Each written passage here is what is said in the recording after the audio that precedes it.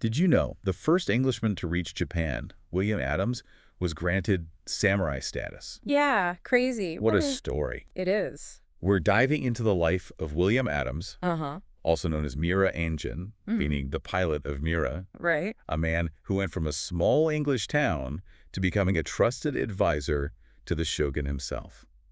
It's one of those stories that just captures your imagination, doesn't it? Yeah.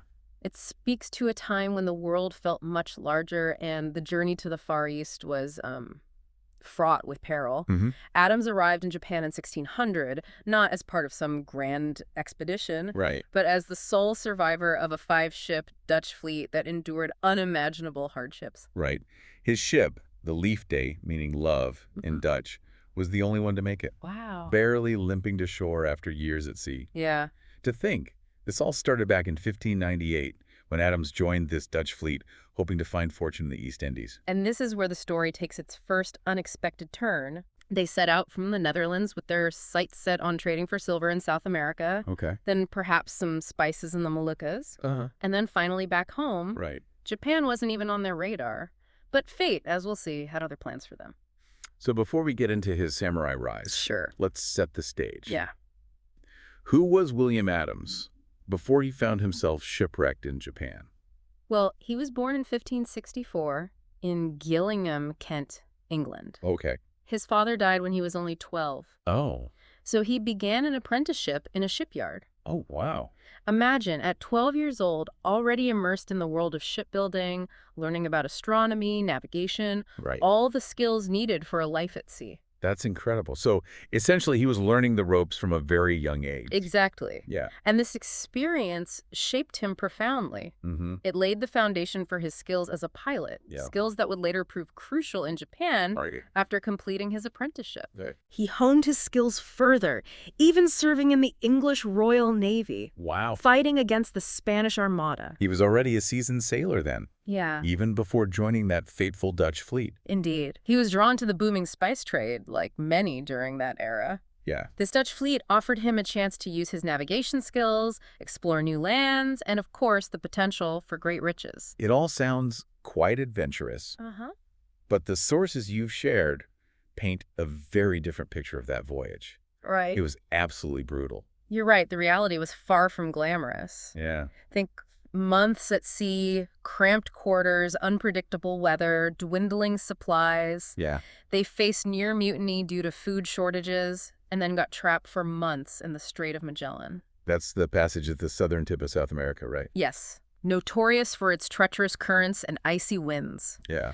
They lost over half their crew to scurvy and the harsh conditions during that leg of the journey. It's hard to even imagine what they went through. And remember, this was all before they even reached the Pacific. Then, battered by storms as they finally made it into the Pacific, Adams' ship, the Leaf Day, was separated from the rest of the fleet. Oh, wow. No radios, no GPS, just the stars to guide them. Right? They were adrift in a vast and unknown ocean, completely at the mercy of the elements. And against all odds, they ended up in Japan. Precisely.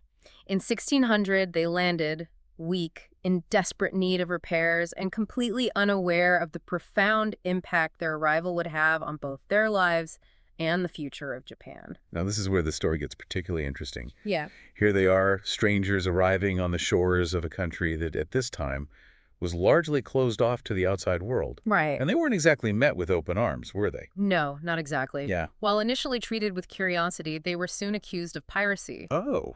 The Portuguese Jesuit priests, who were already established in Japan, saw these newcomers as a threat to their religious influence and trade. Right. They pushed hard for their execution. So right from the start, we see this clash of cultures and religions playing out. Absolutely. It was a complex and volatile situation, Yeah. but in a twist of fate, Tokugawa Ieyasu, Okay. the powerful lord who was on the verge of becoming shogun, Right. essentially the military dictator of Japan, Yeah. saw something different in these foreigners. He saw potential. Yes. Unlike the Jesuits, he was intrigued by their knowledge of shipbuilding, navigation, and European politics, Right. things that could be valuable to a rising power like himself. So in a way, Ieyasu becomes Adams's unlikely savior. You could say that. Yeah. He saw an opportunity where others saw only a threat. This early encounter with Ieyasu really sets the stage for everything that follows, doesn't it? Yeah. It was the beginning of a relationship that would transform both their lives. It certainly was. Yeah. And it's a relationship that continues to fascinate historians and storytellers alike. Mm-hmm. It's a testament to the power of human connection and the unexpected turns that life can take, even in face of seemingly insurmountable challenges. So Adams, the skilled navigator and shipbuilder from a small town in England, finds himself at the center of power in Japan. It's quite a turn of events. It is. It is indeed. And this is just the beginning of his remarkable journey. Okay. We'll delve deeper into his rise to samurai status and his impact on Japanese society after a short break. Welcome back.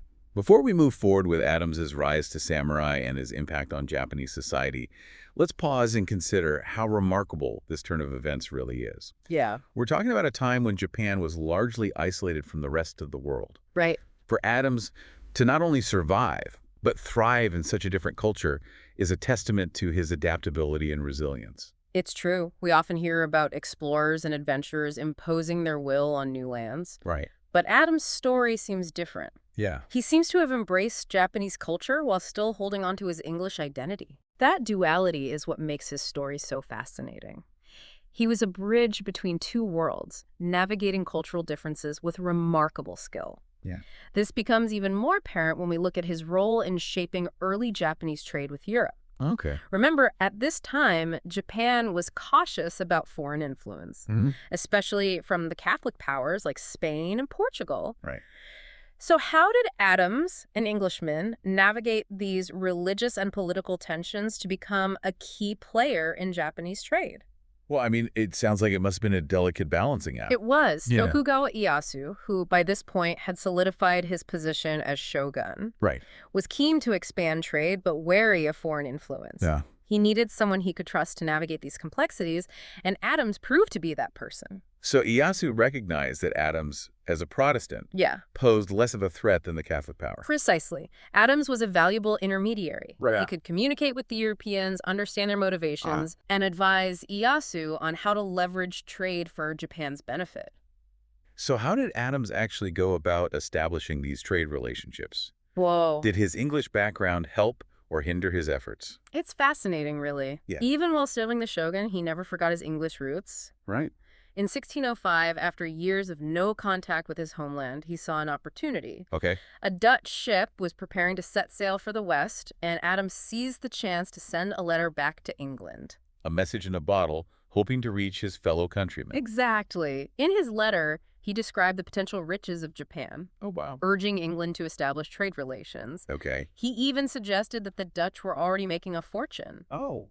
likely a strategic move to spark English interest in competition. So Adams, while working to establish trade for Japan, was also subtly advocating for his own country's interests. Yeah, That's playing the long game. it is.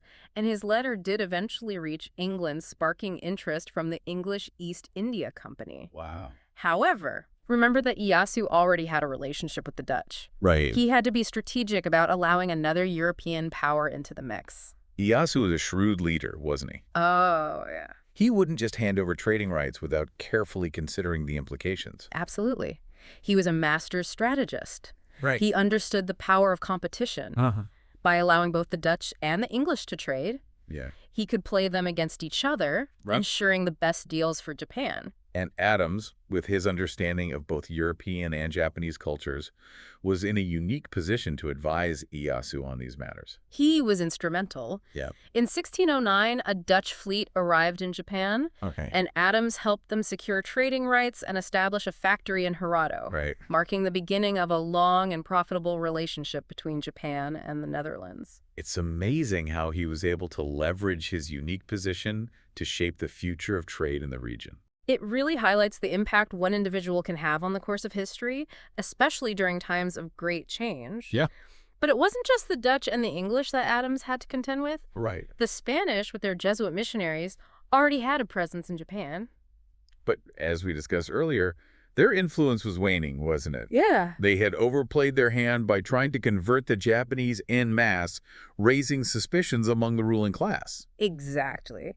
Ieyasu saw this as a direct threat to his authority and was increasingly wary of their ambitions. And Adams, sensing an opportunity to further diminish Spanish influence, consistently advised Ieyasu against trusting them. Right. He reinforced the idea that the Spanish were more interested in conquest than trade. So while facilitating trade with the Dutch and English, Adams was simultaneously working to undermine the Spanish. He was playing a complex and, at times, dangerous game. Yeah. His advice regarding the Spanish was well received, especially after an incident in 1610 when a Spanish ship, the San Francisco, was wrecked off the coast of Japan. What happened? Well, Did this incident confirm Ieyasu's suspicions about the Spanish? it did. Okay. The ship was carrying Rodrigo de Vivero y Abarrurcia, Okay. the interim governor of the Philippines. Oh, wow. Ieyasu tasked Adams with handling the situation, and in a move that showcases his political savvy, Adams saw it as a chance to solidify his position and gather valuable intelligence. So he didn't turn away the Spanish in their time of need? No, he helped them, Okay. but strategically, Okay. he negotiated with De Vivero, secured the release of the Spanish crew, and even arranged for their transport back to Mexico. On a Japanese-built ship. Exactly. Wow. He orchestrated the first trans-Pacific voyage by a Japanese-built vessel. Oh, wow. It was a diplomatic coup. Yeah. It showcased Japan's power, shipbuilding prowess, and generosity to a potential rival, all while allowing Adams to gain insight into Spanish operations. That's brilliant. Yeah. He was gathering intelligence on a potential adversary while appearing to be a friend of both sides. He was a master of playing the long game. His efforts paid off. Uh-huh. Ieyasu, now convinced of the Spanish threat, began to restrict their activities, eventually expelling them from Japan in 1614. So we see Adams, the English samurai, playing a pivotal role in shaping Japan's early trade relations, favoring the Protestant Dutch and English, Right. while diminishing the influence of the Catholic Spanish. His role was critical. Yeah. He facilitated trade deals, Right. provided Ieyasu with valuable insight into European politics and motivations, and ultimately helped shape Japan's foreign policy for years to come. It's remarkable how this one man, through a series of unexpected twists and turns, ended up having such a profound impact on global trade and international relations in the early 17th century. It really is a remarkable tale. It is. And while we've explored his adventurous journey, his adaptability, and his savvy political maneuvering, there's another layer to Adams' story that's essential to understanding his legacy, his influence on Japanese society, and the difficult choices he made while navigating his dual identity. We'll explore that fascinating aspect of his life after a short break. We've been unpacking the incredible life of William Adams, the Englishman who became a samurai in Japan. We've talked about his harrowing journey, his rise to influence, and his savvy role in shaping early Japanese trade. But as you mentioned, there's another layer to his story that we need to explore. His impact on Japanese society and the difficult choices he made while living in this new world. Right, and this is where things get even more complex. Right. While Adams enjoyed success and status in Japan, Right. his actions also contributed to some darker chapters in Japanese history. Okay. The persecution of Christians and the country's policy of isolationism. It's a side of his story that we can't ignore. It's a stark contrast to the image of the adventurous, open-minded sailor we've been discussing. Right. How did this happen? Was it a matter of survival? A calculated power play? Or something else entirely? It's likely a combination of factors. Yeah. Remember, Adams was operating in a world of shifting power dynamics, religious rivalries, and intense competition for trade. He was constantly trying to balance his own ambitions with the need to stay in the shogun's good graces. Yeah. And that meant making some difficult choices that would have lasting consequences for Japan.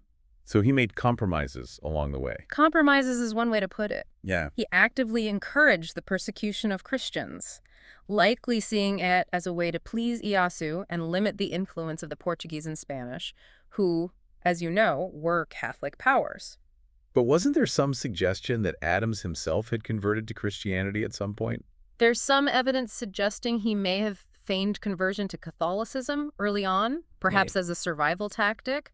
Okay. But later, he seems to have reverted to Protestantism and even expressed disdain for the Catholic Church in his letters. It seems like religion, for Adams, was less about personal belief and more about navigating the complex political and social landscape of the time. Yeah. He had to be adaptable, even when it came to matters of faith. Precise. And his stance on Christianity was likely influenced by the growing suspicion that Ieyasu and the ruling class harbored towards the religion. Right.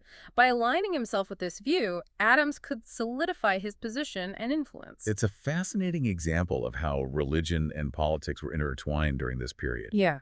And it brings us to another aspect of Adams's legacy, his role in shaping Japan's isolationist policy. Right. How did he influence this pivotal shift in Japanese history?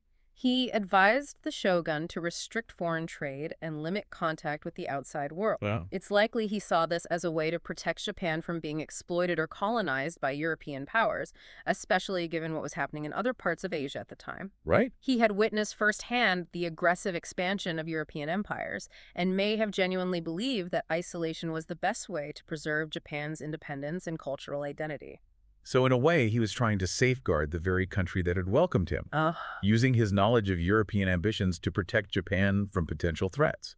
That's one interpretation. Yeah. But it's crucial to acknowledge that this isolationist policy, while perhaps well-intentioned, Right. had lasting consequences for Japan. Yeah.